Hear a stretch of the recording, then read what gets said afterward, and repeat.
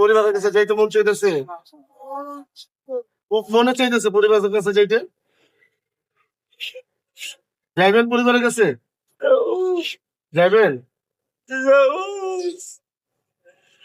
পরিবারের কাছে যাইতে মনে চাইতেছে না।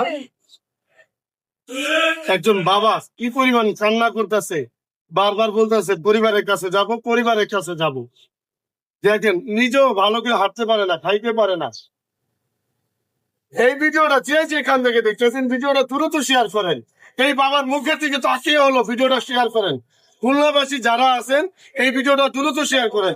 আপনার একটা শেয়ারে এই বাবা তার পরিবারকে খুঁজে পাবে। আজকে 1 মাস ধরে কমলাপুরে পড়ে আছে, খোলা মনে কি দেখার মতন কেউ নাই, কি খায় না খায় কেউই জানে না। আপনাদের পায়ে ধরে কই ভাই এই ভিডিওটা দ্রুত শেয়ার করেন।